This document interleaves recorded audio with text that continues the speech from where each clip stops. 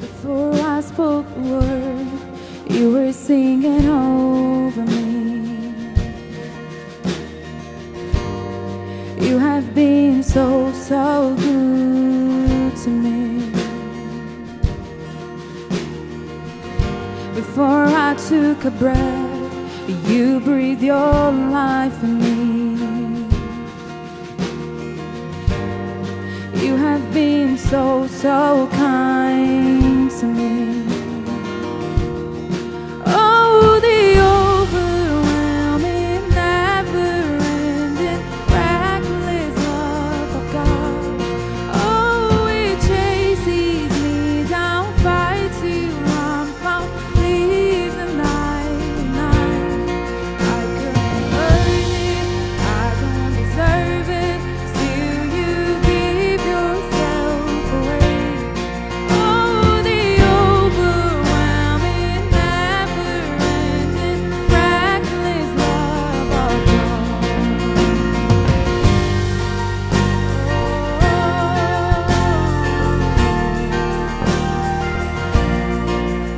Oh, it's all about you, Jesus. When I was your fool, come on. When I was your fool, still you left far from me. You have been so, so good to me.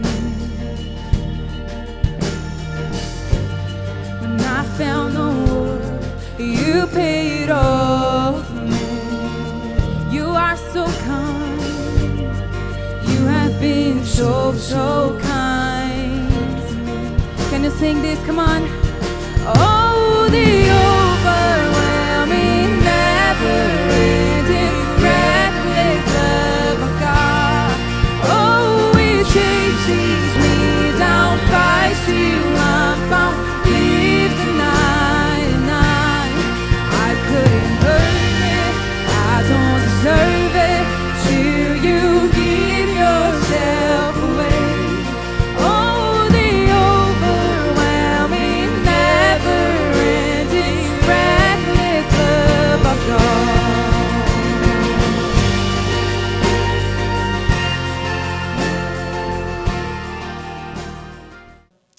I know that you guys are in a sermon series here.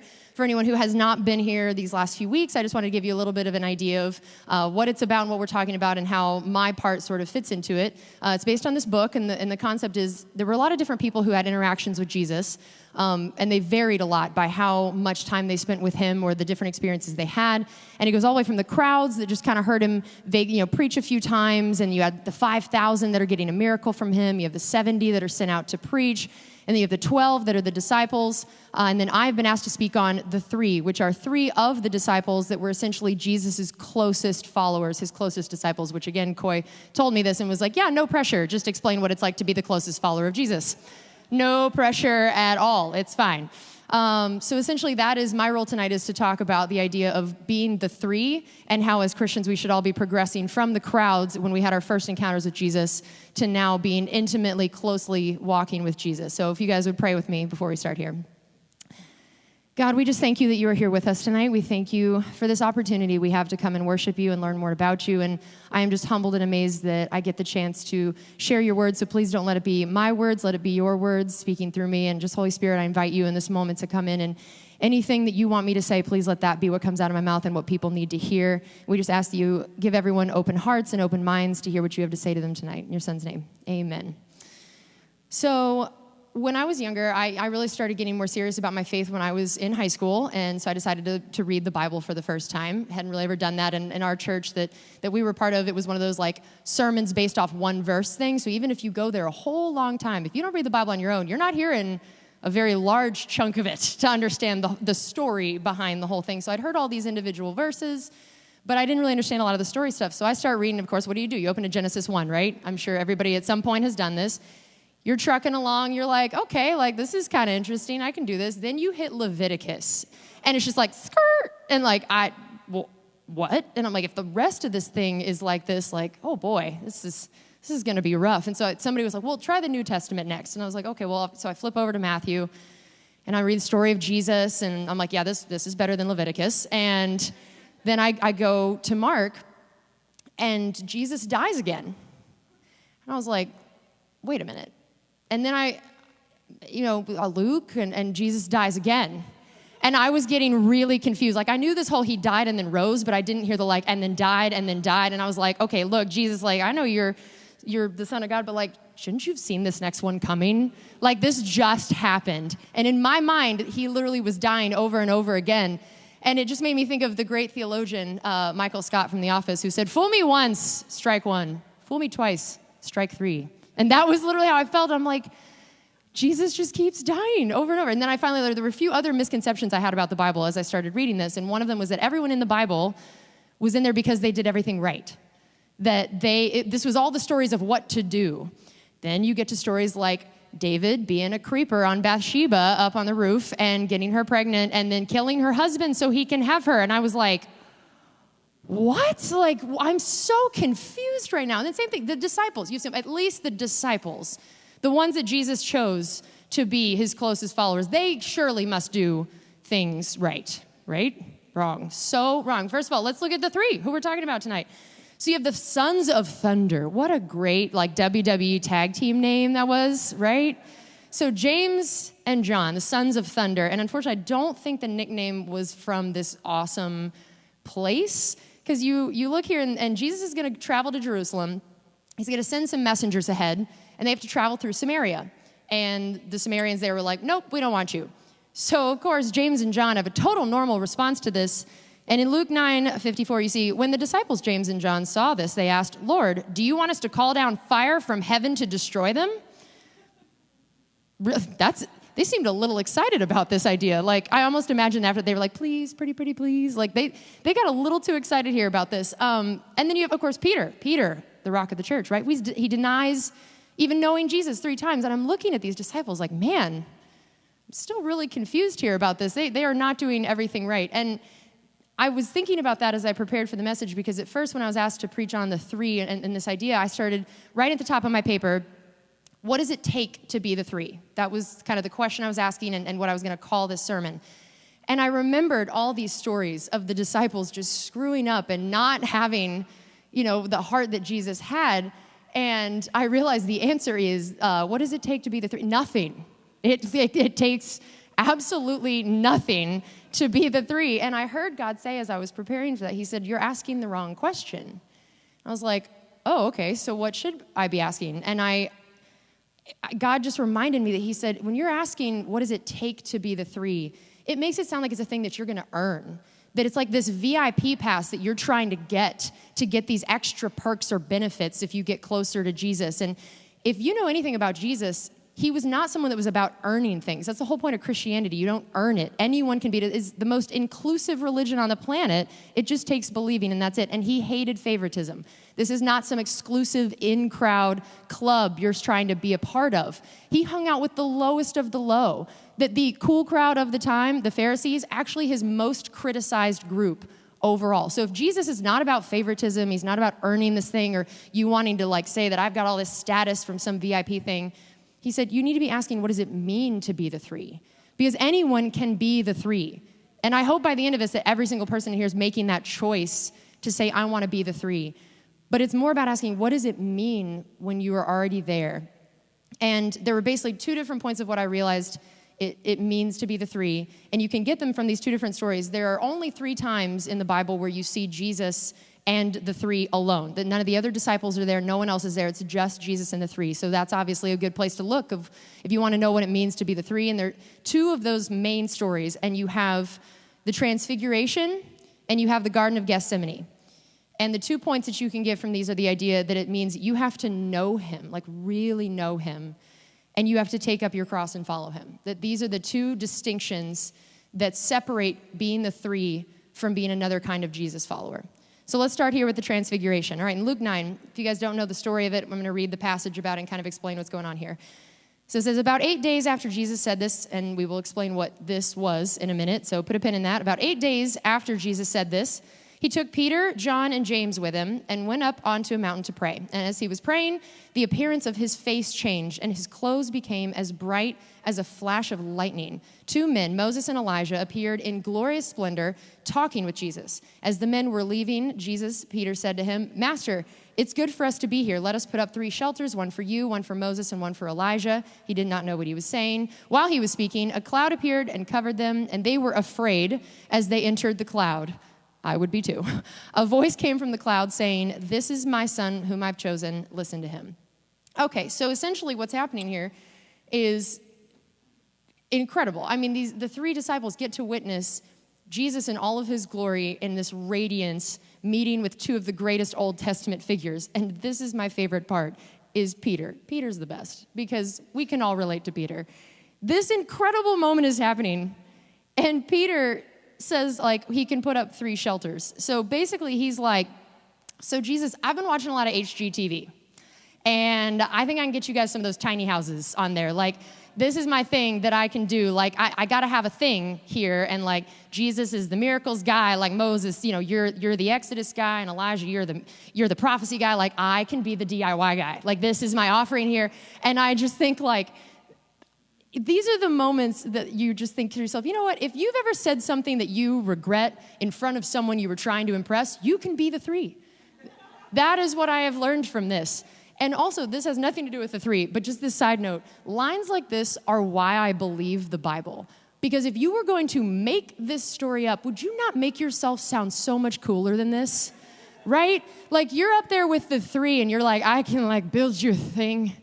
Like, that's how I imagine Peter is. He's just like, I don't know what's happening, and like word vomit happens. And so that's a side note, but I just love that like, this is why you know the Bible's a real thing. Because like, if I'm Peter, I would want to sound a lot cooler than this. So this whole story, to me, this is what you think of with being the 3, right? Like, you are the closest with Jesus, and you get to go to the mountaintop with him, and you see him in all of his glory. You see him in a way that people just dream of getting to see him. And these are the moments in our life now when you're walking closely with Jesus that you see the miracles, you see the life change. You see the person that had this awful existence and they come to know Jesus and they change their life around. Like, these are the miracle moments that give you that faith. It stirs your soul. It renews everything about why you chose to believe in him in the first place. These glory moments that you have when you walk close with Jesus are unbelievable. And they are part of what happens when you are the 3. But before he took him up there, this is what's really interesting. Remember how I told you at the beginning, it says about 8 days after Jesus said this? So this, if you look back in Luke 9:18-20, it says, "Once when Jesus was praying in private and his disciples were with him, he asked them, 'Who do the crowds say I am?' And they replied, 'Some say John the Baptist, others say Elijah, and still others that one of the prophets of long ago has come back to life. But what about you?' he asked. 'Who do you say I am?' And Peter answered, 'God's Messiah.'" So before he took them up into these glory moments, before he let them experience the power and majesty of this, he had to know that they knew who he was. Because he specifically contrasts it with the crowds. If you look here, it asks, it says, you know, who do the crowds say that I am? He could have just asked, "Well, who do you say I am?" But he asked about what the crowds say first to remind them that he expected them to know him at a different level because they had walked and talked and ate with him for a long time already. They spent all this time with him. So of course, there was this assumption that they would know him better than a crowd that just kind of heard him speak once. And until he knew that Peter was able to say that you are the Messiah, not just, I know you're Jesus, an understanding of his mission, his purpose, his identity, everything about who he was, they understood him at a much deeper level. And of course, we all understand this, right? The more time you spend with people, the better you know them, right? And I want to test this theory out. So all husbands in here, you can look at your wife and tell her, you think that, you know, you guys really only need to spend about an hour a week together moving forward. Good, I'm glad. I was afraid I was going to hear some amens and some excitement in here, and I was going to feel real bad with all that excitement on your faces if I was the reason you were sleeping on the couch tonight. So that was a good test. You all passed. The reason it was silent in here is because you all knew if you said that, things would go poorly for you, right?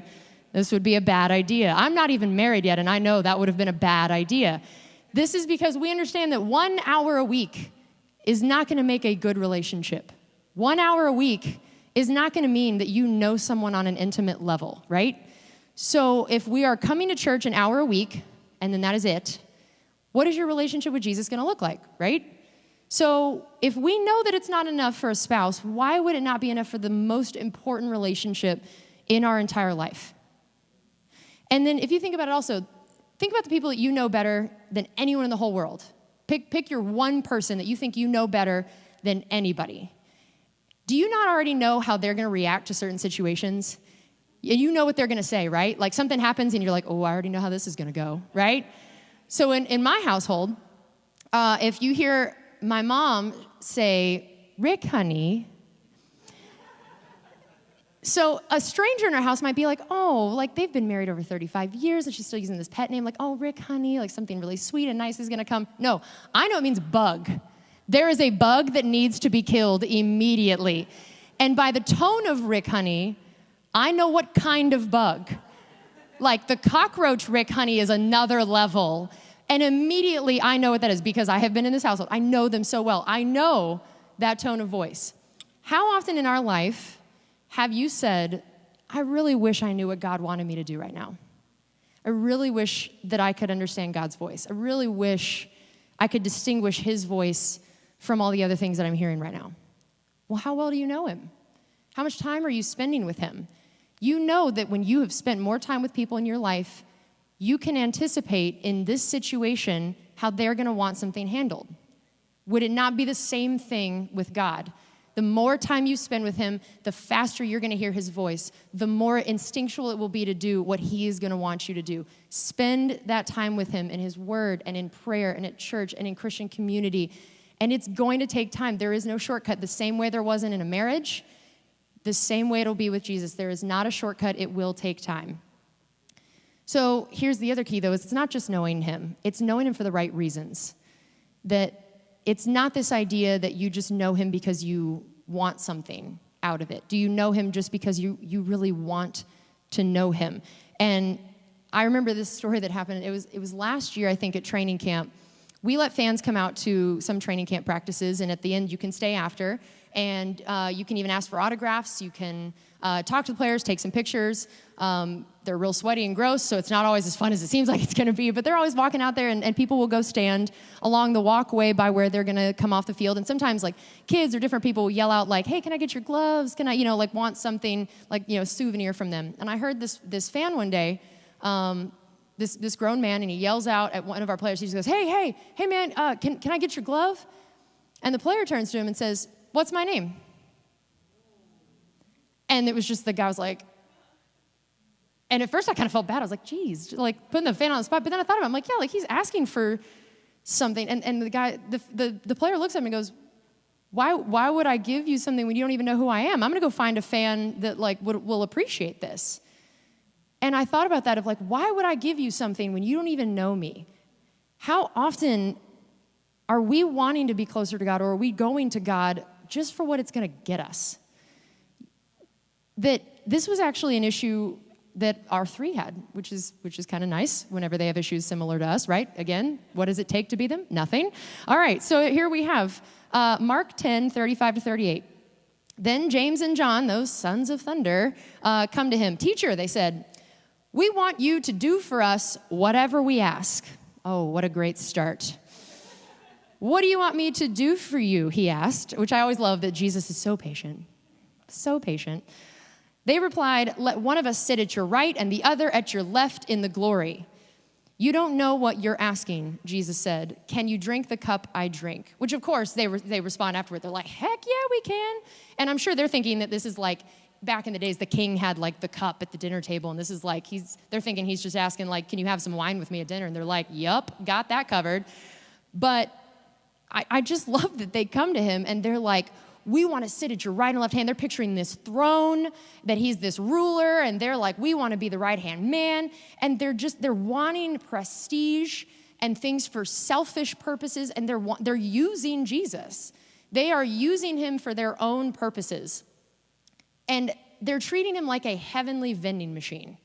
And is this, like, we do this all the time, right? This idea of, like, if I just, like, pray this much, or I do this, or whatever, and then I push C35, I can spit out this blessing, like, we think of it as this idea that, like, if I go to him, that he's God, he's all powerful, he can do anything, and he's good, so he's gonna wanna give me things. And we don't even know him, we don't spend any time with him. And how much would you hate a relationship with someone where the only time they came to you was when they needed something, with their hand out, doing this? Nobody wants those friendships, nobody wants those family members, nobody wants those people that just need and go and give.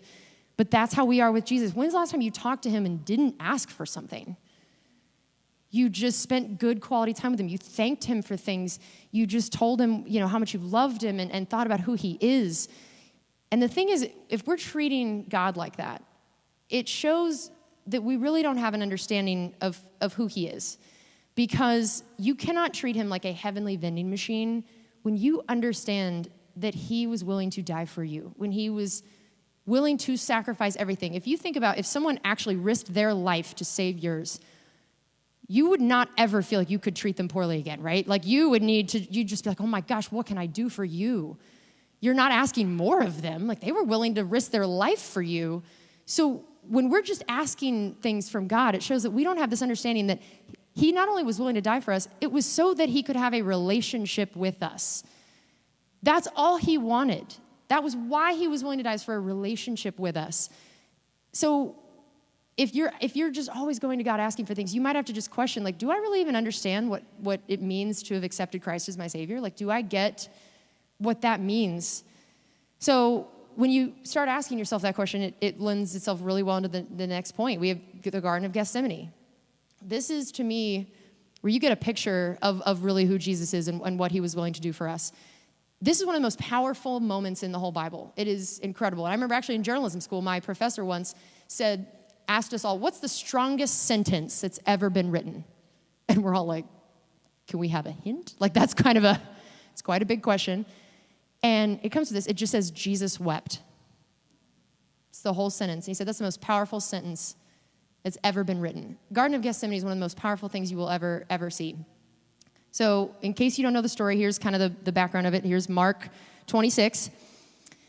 This is right before Jesus is taken to be crucified. Jesus went with his disciples to a place called Gethsemane, and he said to them, sit here while I go over there and pray. Simple enough, but we're talking about the disciples here. So he took Peter and the two sons of Zebedee along with him, and he began to be sorrowful and troubled. Then he said to them, my soul is overwhelmed with sorrow to the point of death. Stay here and keep watch with me. Going a little further, he fell with his face to the ground and prayed, my Father, if it's possible, may this cup be taken from me. Yet not as I will, but as you will. Then he returned to his disciples and found them sleeping. Couldn't you men keep watch with me for 1 hour, he asked Peter. Watch and pray so that you will not fall into temptation. The spirit is willing, but the flesh is weak. So it goes on, and of course they fall asleep again because they're the disciples, and it just goes on and on. But this part right here, I think, is so indicative of this story and what we can learn about being the three from Gethsemane. Have you ever asked yourself, why did he take them there? I mean, Jesus could have gone by himself. So, of course, the first answer you might think of is, for moral support, right? When we're all going through our toughest times, like we want some of our closest friends around us, right? And I'm sure that was part of it, of course. He's saying, hey, keep watch with me. But I never noticed this until studying for this sermon, actually. Have you noticed that he said, keep watch and pray so that you will not fall into temptation? He doesn't say so that I won't. So if the whole reason he brought them there was actually for his purposes, he would have said, hey, keep watch and pray so that I don't accidentally not go to the cross. He was saying so you don't fall into temptation. And I was like, well, wait, what temptation was there in this moment other than sleep, apparently? So he essentially took them there because he wanted them to see him choose his cross because he knew they were going to have to choose theirs. That they were going to have to decide at some point when things got tough. They were going to have to do what he was doing in this garden. And if you look at Luke 9:23-24, whoever wants to be my disciple must deny themselves and take up their cross daily and follow me. This is not a maybe. This is not a might happen. This is a, if you plan to follow Jesus, this is something you're going to have to do. This is the moment that truly makes you one of the three, that separates you from the crowds and the other types of followers. Do you follow Jesus not just at the Transfiguration? but in Gethsemane. That not just in the glory moments, that everything is amazing and awesome, but when it comes to actually choosing to pick up your cross and follow him when it is hard. And Jesus was a teacher. I mean, that's what they called him, teacher, rabbi. He was all about showing them and teaching them things. This was his moment to teach them, when you are struggling with the will of God, I'm going to show you how it's done. When you are struggling with the idea that knowing that suffering could be coming, hard choices could be coming, I'm going to take you into my classroom for a minute and show you that when I was dealing with that, I am the kind of Savior that has been through what you're going to go through and more, that this is what you are supposed to do. Remember earlier when James and John were asking of like, give me all the glory here, I want to sit at your right and left hand. What was his question to them? Can you drink of the cup that I drink? What was it that he prayed to God in Gethsemane? Take this cup from me, but not my will, your will. The cup that he's asking them, can they drink, is this idea of suffering, of hard choices, of facing these tough things. Can you drink of this cup, or are you only going to be a fair weather faith person? Are you only going to be there in the Transfiguration? And he's telling them that, look, like being a Christian does not mean everything's going to be great, everything's going to be easy. It is the exact opposite. He's promising that there will be struggle. But what he's showing you here is that I'm not just going to be like, well, good luck with that situation. I don't really know what you're going to do with that. He's saying, look, no, like I'm not going to abandon you. That I have had my own garden moment. I showed you what it took. That you rally your community around you and you go to God in prayer, and then at the end of it, you say, not my will, but your will. This is the formula that he is teaching them for when you have a struggle. This is what you do. A plus B equals C. And I love this because in 1 Corinthians 10:13, it says, God is faithful and he will not let you be tempted beyond what you can bear. But when you are tempted, he will also provide a way out so that you can endure it. Not get out of it, endure it. And he's showing you, this is what I did, and therefore you can do it too. And I'm going to show you how, and I'm going to be with you the whole time. Jesus chose you in his Gethsemane. Are you going to choose him in yours? So here's some questions to think about. I mean, choosing him in your Gethsemane can look like a lot of different things. It can mean you're going to say, you know what, I'm going to choose not to sleep with the person that I know I shouldn't. I'm going to choose to share the gospel even if it means it's going to make that relationship awkward. I'm going to love that person that votes differently than me, or looks differently than me, or happens to sin differently than me. And here's a couple of questions I think it's good to ask ourselves, frankly, every day. If your life was the only Bible someone would read, what would they know about Jesus? Would it reflect this Jesus that we have been reading about that was willing to die for you? And the second question is, if you were put on trial for being a Jesus follower, would you be convicted? And if you are making these decisions in the Garden of Gethsemane that reflect that, then yes, you absolutely will. And this is honestly why so many people have not chosen Jesus. They know Christians that are only the Transfiguration Christians. I know very few people who say, I have looked at everything that Jesus said and taught and I don't like it. What do they say? They were hurt by Christians. They said, well, this guy said he was a Christian, but then he did this. The number one word non-believers use to describe us is hypocrites. You know when they don't say that? When they see you going through something incredibly difficult in your life, or you are making the decision that is incredibly difficult to make, to do the will of God, then they're like, man, what does this person have? I want that. It draws them in. I mean, you look in Acts when the disciples first go out to preach, and it says that thousands were added to their number daily because of how they were living. They were making those hard choices. They were being the three. And I know right now there might be some of you that are asking, like, why exactly would I want to do this? Like, the crowds part sounds kind of better. Like, I'm just going to kind of come get a miracle, like this 1 foot in, 1 foot out. Then when I want, like, just go live my life, do what I want to do. Like, that sounds a little bit better. Like, this whole picking up my cross thing, suffering, like, why would I want to do this? And I think the answer to that is really when you look at our three. That so far, you know, I've been ragging on the disciples a little bit, ragging on the three a little bit. So when did they go from these stories we have already been reading to who we now think of as the disciples and the three, right? When they became the rocks, when they became the ones that took this from 12 to a whole world. It's just incredible to look at them and what they changed and how. Like, you had James and John who are wanting to rain down fire on people just because they weren't super hospitable. And they were asking for all these selfish things. And they went from that to being the first disciple to die for the cause. And they went to the other one who wrote the gospel that mentions love 3 times more than the other 3 gospels combined. Right? Like, quite a transformation makeover moment. And of course, you have Peter, the 3-time denier, who becomes the rock of the church. When did this happen? It was after they recognized that Jesus died for them, rose from the grave. They had nothing else earthly to fear. They were not worried about sin. They were not worried about death. When they finally fully understood who Jesus was and what that meant to them, their whole existence changed.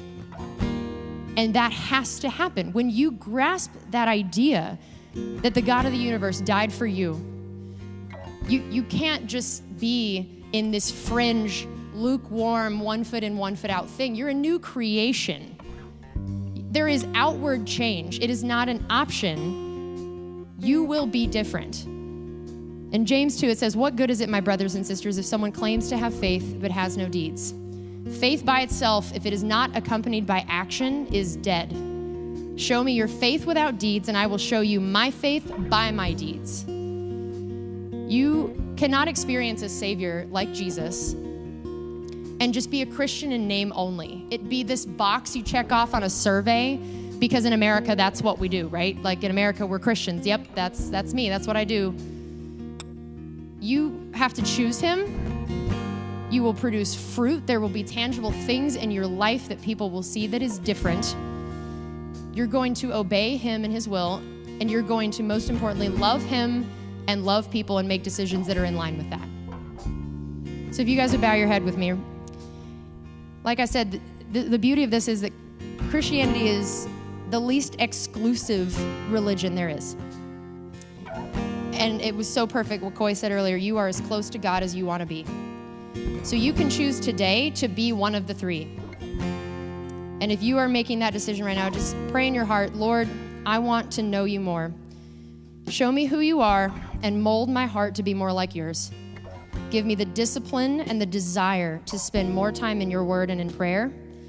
Help me pick up my cross and follow you. I want to obey you and choose you in the good times and the bad, because you are so worth it. And if you are another group, if you're realizing that you weren't even in the crowds before today, much less the 3, that you have not had that encounter with Jesus yet, you can start that relationship with him right now. Say, Lord, I can't do this on my own. I surrender my heart and my life to you. I want to know you and walk with you. Thank you for dying for me on the cross, for my sins, just so that we can have a relationship. Amen.